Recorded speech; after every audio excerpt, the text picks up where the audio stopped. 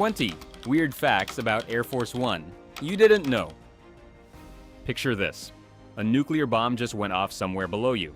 The ground is gone, the country is in chaos, and the President of the United States is still running the entire military from the sky, safe, connected, and completely unreachable.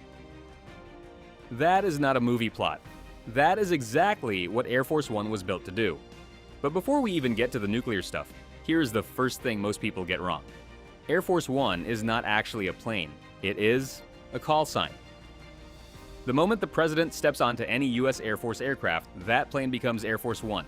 Step off, and it goes back to being a regular military jet. If he flies on a Navy plane, it becomes Navy One. A Marine helicopter? That is Marine One.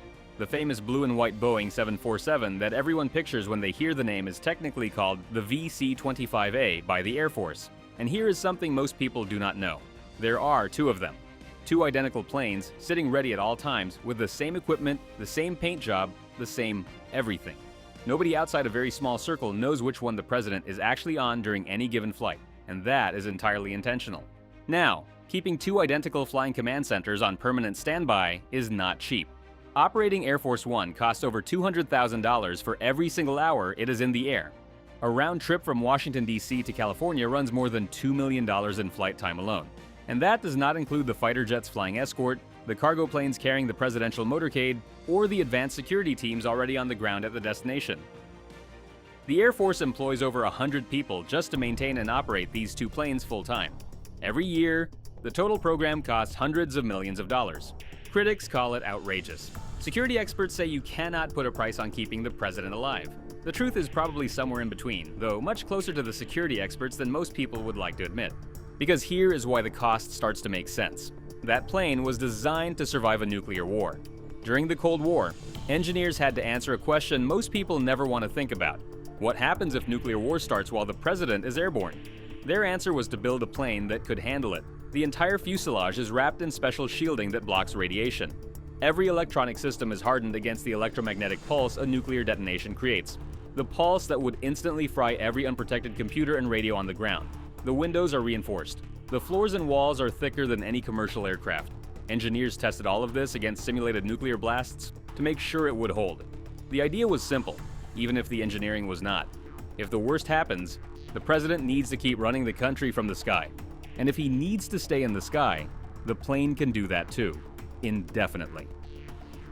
Air Force One is equipped for aerial refueling. A tanker aircraft flies alongside, extends a hose, and pumps fuel from one plane to the other while both are doing 600 miles per hour. The president never has to land. During a genuine national emergency, he could stay airborne for days, with tanker planes rotating in to keep the fuel flowing. Even without refueling, the plane carries enough fuel to fly 7,800 miles on a single tank. That is Washington, D.C. to Tokyo without stopping. With tankers in the picture, distance becomes irrelevant entirely.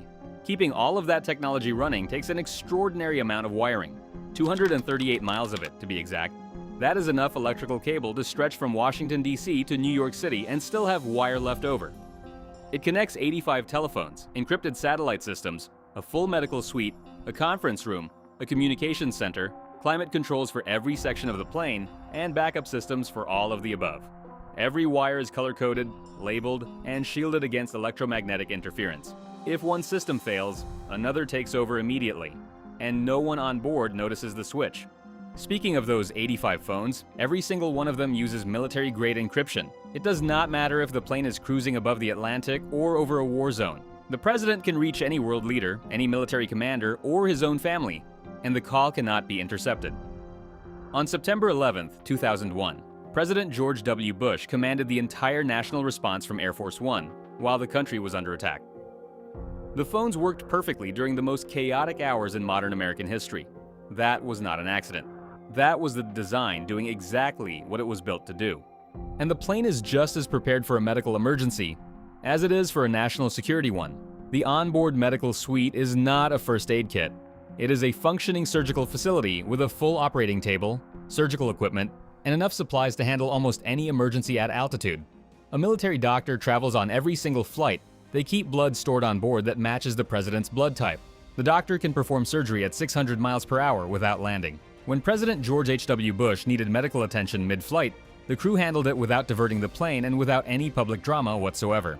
After a surgery, presumably, someone would need a meal, and the kitchen can handle that too. Air Force One has 2 full galleys staffed by military chefs who hold top security clearance. They can prepare anything from a simple sandwich to a 5-course dinner for 100 people simultaneously, because the plane carries up to 102 passengers, spread across 4,000 square feet of interior space. That is bigger than most people's houses. The president gets a private bedroom with a real bed, a private office, a private bathroom with a shower, and a conference room where he can meet with advisors and make decisions at 35,000 feet. Fresh food is loaded before every flight, and enough of it is stored on board to feed everyone for an entire week without resupply. The head chef keeps detailed notes on exactly what each president likes and dislikes. President Trump preferred his steaks well done. President Obama leaned toward lean proteins and vegetables. The china they serve it on carries the Air Force One seal. No detail is too small when you are feeding the most protected person on the planet. The reporters who travel along on these flights do not get the presidential menu, and they also do not get a free ride. Every journalist on board gets billed the equivalent of a first-class commercial ticket for the same route, paid by their network. They sit in the back section only. They cannot wander through the plane without permission. Sometimes the president invites them forward for questions. Most of the time, he does not. The money collected from press seats goes back to the government, which barely makes a dent in the $200,000 per hour, but at least it is something. If you are still watching and you have not subscribed yet, now is a good time. There is a lot more where this came from. What no reporter ever gets to photograph is the defensive side of the aircraft. Air Force One carries flares that deploy automatically if a heat-seeking missile is fired at the plane. Sensors detect the launch, the system releases flares that burn hotter than the engines, and the missile chases the decoy instead of the aircraft. Beyond the flares, the Air Force confirms that additional countermeasures exist, but will not say what they are. Credible reports point to radar jamming systems and electronics that can confuse targeting systems mid-flight. No missile has ever come close to hitting Air Force One in the history of the program, whether that is because of the countermeasures, the fighter escort, or just the fact that nobody has tried, nobody is saying. In fact, almost nothing about the plane's defensive capabilities is public. The specific systems are classified. The communication frequencies are classified. Even the detailed cost of building the next generation of planes is classified, though the headline number has leaked. $5.3 billion for 2 aircraft. The Air Force is modifying a pair of 747-8 jets that were originally ordered by a Russian airline that went bankrupt before taking delivery. They bought them at a discount, gutted them completely, and are rebuilding the interiors from scratch. The project is years behind schedule. Critics say the number is obscene. Supporters note that these are not really airplanes. They are flying command centers, nuclear hardened and surgically equipped, and the current ones are over 30 years old and badly overdue for replacement. The history of the plane's design goes back further than most people realize. The famous blue and white paint scheme was created in 1962 by industrial designer Raymond Loewy, working with Jacqueline Kennedy. Before that, the planes were plain silver, just like any other Air Force aircraft. President Reagan later upgraded the communication systems. President Clinton redecorated the interior. President George W. Bush added secure video conferencing after September 11th. President Obama installed new computers throughout. President Trump wanted to repaint the planes red, white, and blue, but never followed through. Each president shapes the plane around their own habits. Obama reportedly kept his office warm, close to 75 degrees. Trump preferred the temperature cooler.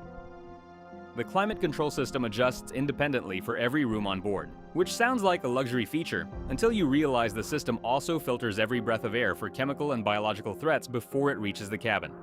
It is one of the few aircraft on Earth specifically designed to protect passengers from a chemical weapon attack through the ventilation system.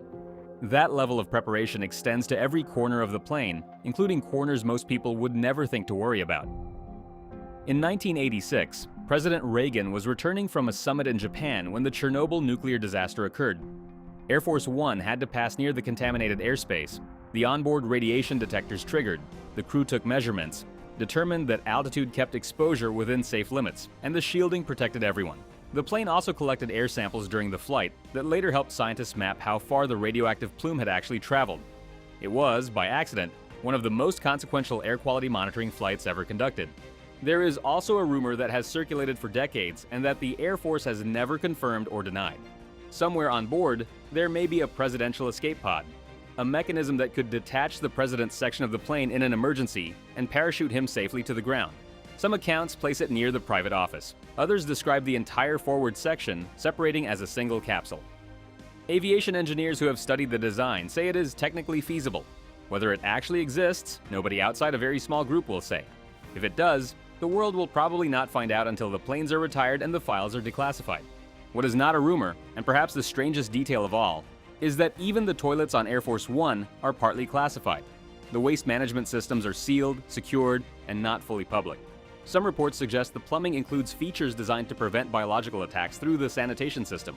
The workers who clean the bathrooms require security clearance because the process takes them through areas with sensitive equipment. The Air Force has, with complete seriousness, thought through the national security implications of a toilet. And that, more than the $200,000 hourly rate, or the nuclear shielding, or the surgical suite, is what tells you exactly what kind of machine this is. It is not a plane. It is a floating country.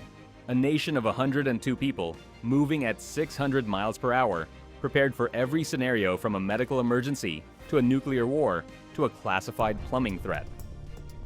The next time you see it on the news, taxiing slowly across the tarmac with that iconic blue stripe catching the light, remember, you are only seeing the outside. Everything that actually matters is hidden.